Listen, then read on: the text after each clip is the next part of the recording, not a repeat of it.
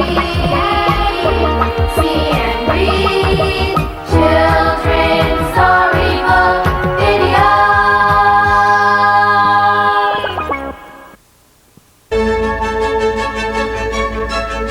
Hi everybody, this is your Kid Stuff See and Read video book.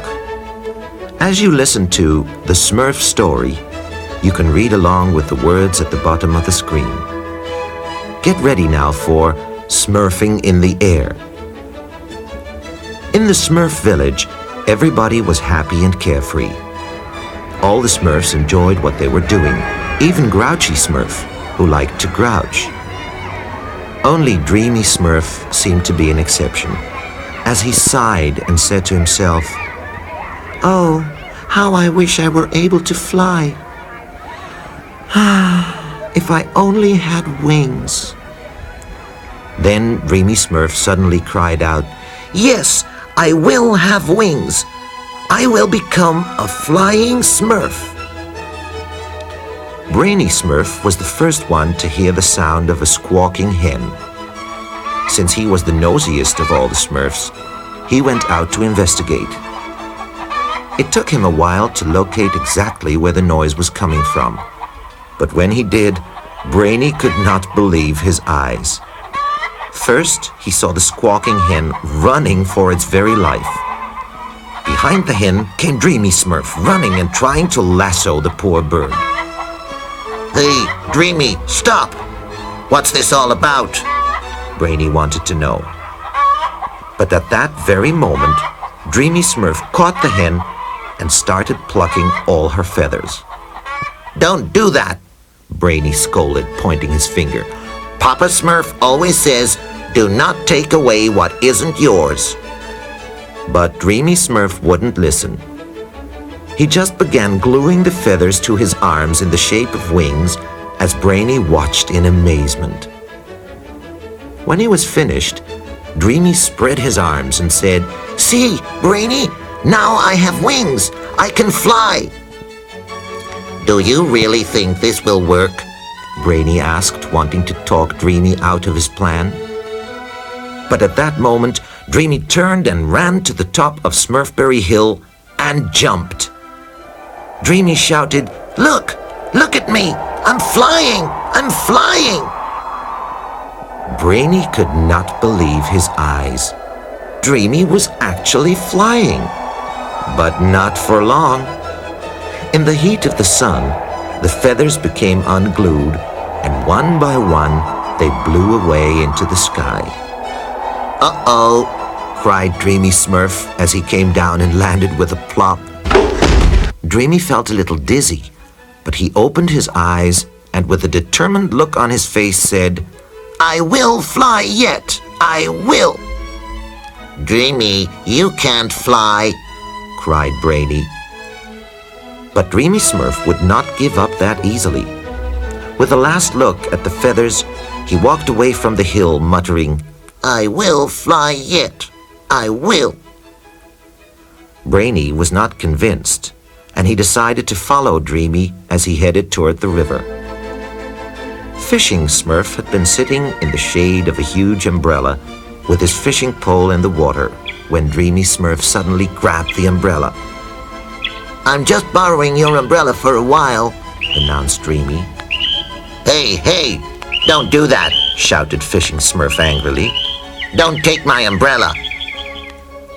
But Dreamy Smurf ran off with it, calling back, "I'm not stealing your umbrella. I'm only borrowing it." Dreamy Smurf went back to Smurf Village and took the red and white umbrella into his little mushroom house. A while later, he came running out, holding on to a set of red and white wings. Dreamy had separated the umbrella's cloth from the pole and made wings out of it. Dreamy headed straight for the hill again and jumped. "Look! Look! I'm flying! I'm flying!" But a sudden gust of wind blew his wings shut and spun Dreamy around and around. "Uh-oh!" cried Dreamy as he spun. Then the wind stopped suddenly. Dreamy went into a dive and fell to the ground once again. Brainy was there when he landed and exclaimed, Well, Dreamy, have you learned your lesson yet? You can't fly, and you know it. Even though Dreamy was knocked breathless and seeing stars, he lifted his head up and managed to mutter, I said I'd fly, and I will. Back home again, Dreamy Smurf decided to design and build a kite. It took him quite a while to build it, but he did. When the kite was finished, Dreamy ran out his door and headed for the hilltop again. Dreamy grabbed onto the kite with both hands and was lifted up by the wind. Everything went well this time. He even managed to circle around on top of the clouds for a while. But then a huge black cloud appeared. Dreamy Smurf paid no attention to it. He was having a great time. Suddenly, there was a loud clap of thunder and a bright flash of lightning. The kite was burned to cinders. Uh-oh. Another fall for Dreamy Smurf. Dreamy's next try was with a flying broom he had made with the help of Papa Smurf's magic book. Dreamy thought that would do the trick, but the magic broom did not work either, and it resulted in another fall. But did Dreamy Smurf give up? No. Gung, gung, gung. What was that funny noise? It was Dreamy Smurf again. With pogo springs stuck to the soles of his feet, Dreamy came jumping out of his house and went jumping across the village and over the field until, platch, he landed in the village pond. And though he came up all covered with mud, Dreamy Smurf still refused to give up. He was so determined to become a flying Smurf that nothing was going to stop him from trying new ideas. When passing by a windmill, Dreamy had another clever idea. Wings! Why didn't I think of that before? These arms of the windmill would make a great rotor. I can be a helicopter and fly. As he wound up his rotor, Dreamy shouted, Ready for takeoff!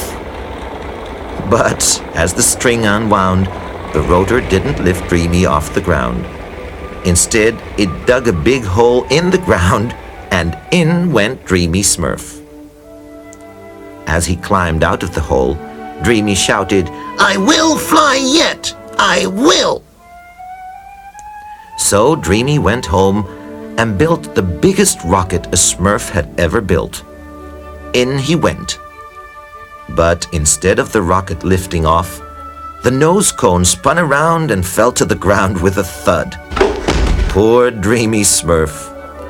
But the angrier he got, the more determined he was. I will fly yet! I will! The next morning, Dreamy Smurf built an enormous catapult. It launched him into the air, then immediately dropped him to the ground.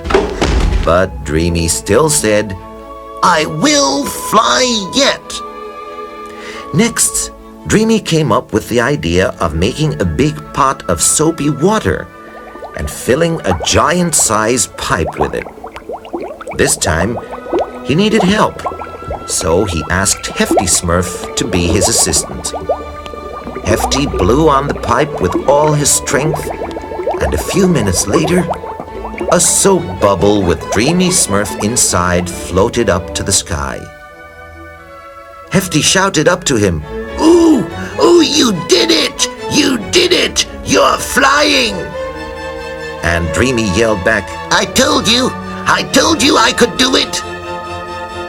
A little bird passing by was amazed to see such a strange creature floating along beside him. Not only was the bird amazed, but he was curious as well. So curious, in fact, that the bird came closer to the bubble to investigate the strange creature inside it. Well, even the most beautiful bubble can burst when something touches it, and that's exactly what happened to Dreamy's bubble when the bird's beak touched it. And Dreamy? Did he have enough? Oh no. His flight in the soap bubble gave him another idea. His next try was a hot air balloon. It was a gigantic spaceship decorated in beautiful colors. Unfortunately, nobody knew exactly what happened, but another failure, another fall. Still, Dreamy Smurf said, I will fly yet. I will. Dreamy returned home and locked himself in his kitchen. There, he filled his pots and jars with all sorts of strange things. With all these ingredients, I am going to smurf a new magic potion. Here's some yeast, and dust, and dew, and steam, some thyme, 'cause thyme flies. Now I add a little smoke. That should do it. Now I'll drink it. Believe it or not, the magic potion worked. Dreamy Smurf became lighter than air, and as he lifted up, he shouted, Look, look, I'm flying. Now I am a flying Smurf. But as he passed over the village and saw the other Smurfs standing below, Dreamy suddenly realized that there was no way for him to come back to Earth. Help! I'm flying! Help me! The big question among the villagers was how was poor Dreamy Smurf going to climb down from the sky? Finally, Hefty Smurf came up with the solution. He took a long rope and made it into a lasso. He tossed it up and caught Dreamy Smurf in midair. Papa Smurf and Brainy followed Hefty as he pulled Dreamy back to the village. Now the only problem left was how to make Dreamy Smurf heavier so he could fly and then land back on the ground. Papa, Brainy, and Hefty talked things over on the way back and came up with a very simple answer. Dreamy had to eat a few pounds of bricks. Now, bricks are not very good to eat, and besides, only a Smurf can eat them. So Handy Smurf ran to get some bricks, and all the Smurfs fed them to Dreamy. After this very heavy meal, Dreamy Smurf not only stayed firmly on the ground, but he sank into the ground. That did it. I do not want to fly anymore. Oh no, announced Dreamy. What Dreamy Smurf wanted now was to become a sailor. So he built himself a little Smurf canoe and launched it on the river. Dreamy stepped into his canoe, but he was so heavy from eating all the bricks that the boat sank. The water splashed up as Dreamy went down. And there, at the bottom of the river, Dreamy Smurf said, I will sail yet. I will. And so it started all over again.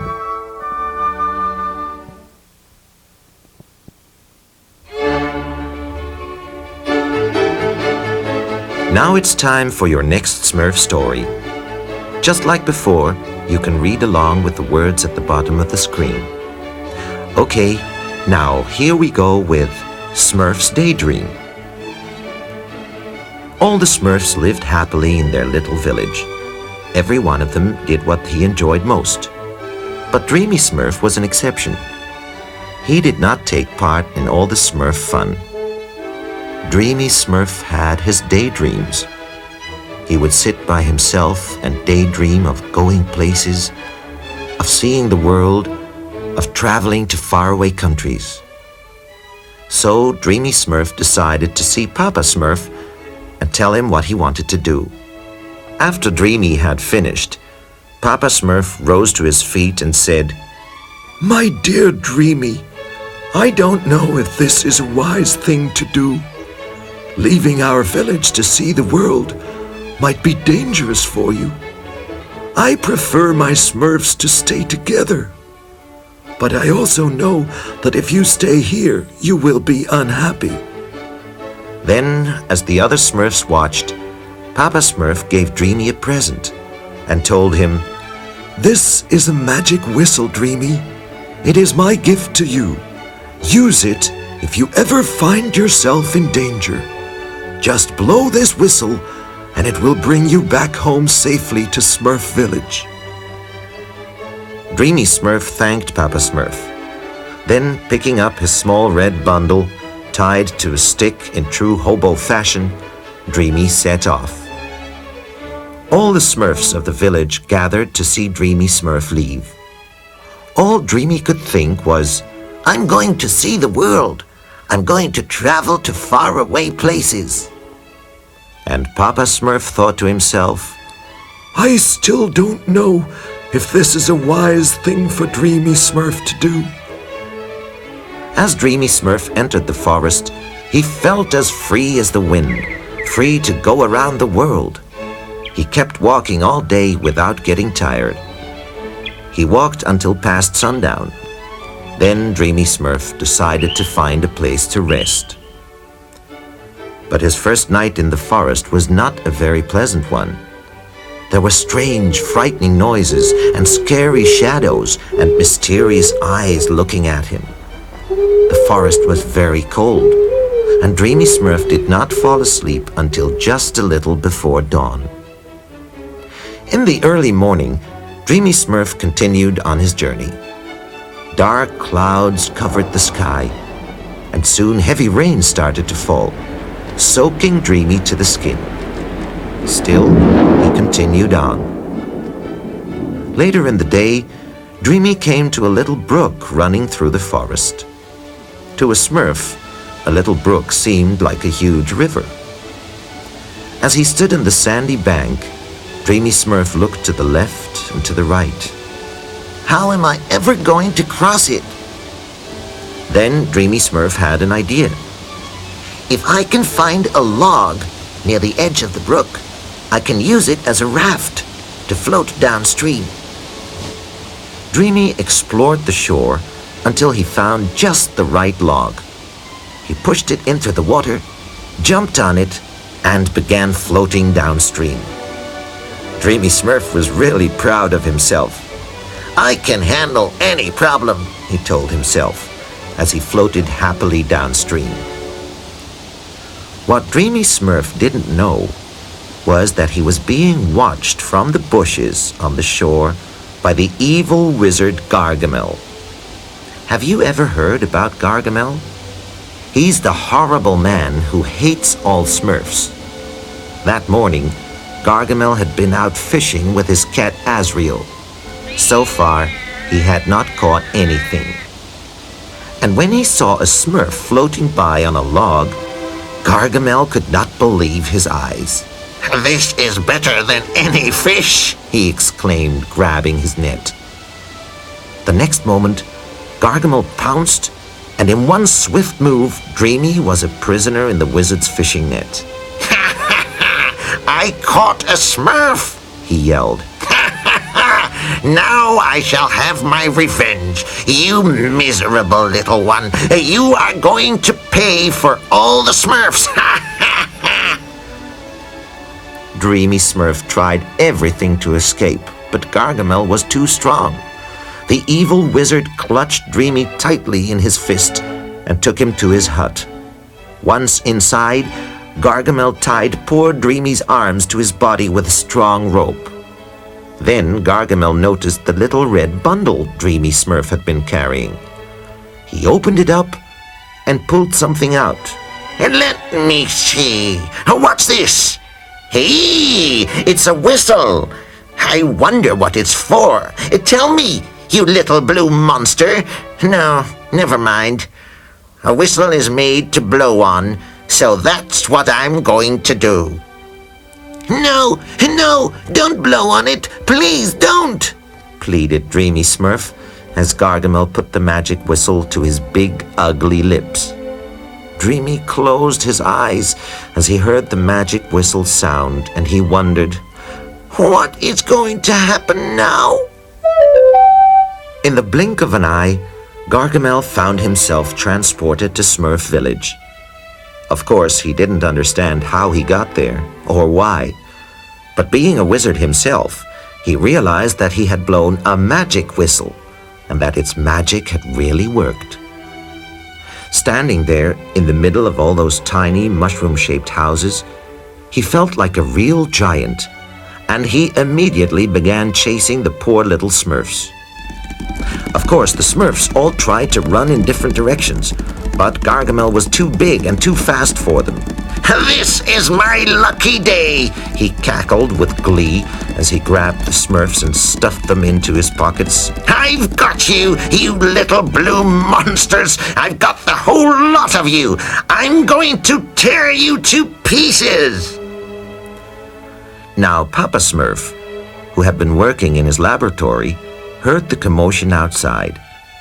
He realized that something terrible was going on. He ran to the door, then stopped. For outside was Gargamel, grabbing Smurfs everywhere in the village. This is terrible. What can I do? Wondered Papa Smurf. Fortunately, Gargamel had not noticed him, so Papa Smurf ran back inside and closed the door. He needed time to think out a plan, time to check his book of magic potions. Finally, he found the potion he needed, and Papa Smurf hurried to his workbench where he started preparing a magic serum. He began to mix the ingredients. 2 drops of Smurfy dew, 4 crushed Smurfberry seeds, a dash of powder of daisy hearts, and to top it off, a squirt of lilac lime. And now I'll stir it once, twice, 3 times. Aha! It's ready. Papa Smurf then filled a tiny syringe with the magic serum. Holding it with both hands, he ran outside, shouting, Hey, Gargamel! Wait a minute! Gargamel halted in his tracks, then turned around. Well, if it isn't Papa Smurf. Then the evil wizard leaped forward and grabbed Papa Smurf by the foot as he cackled. I caught you too! Hey, what are you holding there? Let me see it. And before Gargamel realized what was happening, the needle from Papa Smurf's syringe had pricked the wizard's finger. Caught by surprise, Gargamel let go of Papa Smurf, who quickly ran off to his house, still clutching his syringe. The evil wizard stood frozen for a moment, staring at his finger as his head reeled. A strange expression came over Gargamel's face. An expression he had never had on his face before, not in his entire life. It was an expression of goodness. What Papa Smurf had done was to inject Gargamel with the serum of goodness, and it had worked. Now Papa Smurf felt it was safe to come out. Slowly, Gargamel sat down, a smile on his face. He looked around and ever so carefully put his hands into his pockets to let the Smurfs out. One by one, he gently placed them on the soft ground around Papa Smurf. Then the evil wizard began to cry. Oh, boo-hoo! I'm so sorry for what I did to all of you. I'm ashamed for being so cruel. You can come closer now. I won't hurt you. I promise. Then, brave as always, Papa Smurf stepped forward and said, Tell me, Gargamel, how did you get to our village? No one knows where to find it. Oh, boo-hoo! cried Gargamel. I blew the whistle, the one that the little Smurf was carrying. Oh, boo-hoo! I just remembered I left the poor little fellow alone at home with my cat, Azrael. Boo-hoo! That cat will eat Dreamy alive, Brainy Smurf shouted. And Brainy was right, for at that very moment, Dreamy Smurf was sitting on the table, his hands still tied to his body, and there was Azrael, ready to climb up on the table and attack. Dreamy had to do something. His arms were tied, but his legs were not. So Dreamy jumped down and ran, with the cat close behind him. As he ran, he cried out, Who will save me? Oh, how I wish I had never left Smurf Village. What will become of me? In the meantime, the good Gargamel and the Smurfs were all running out of Smurf Village toward the wizard's hut. We must save Dreamy, cried Papa Smurf as he led the group. Hurry, little Smurfs! Shouted Gargamel from the rear. In the hut, Dreamy Smurf was now cornered by Azrael. The cat was about to pounce on him. At that moment, Gargamel entered and shouted, Azrael, stop that! Leave that Smurf alone, you naughty, good-for-nothing cat! Azrael looked puzzled. This didn't sound like his master at all. Dreamy Smurf was puzzled too. Could this be the same evil wizard who had captured him only a while ago? As the Smurfs were releasing Dreamy, Gargamel suddenly grabbed his head. Stop! Don't release him! Whatever was I saying? I hate the Smurfs! What came over me? Azrael, catch them! Hurry, you lazy fur ball! Gargamel grabbed his fishing net and once more gathered all the Smurfs. In just a couple of swoops, he captured them all. the spell is broken, Papa Smurf shouted.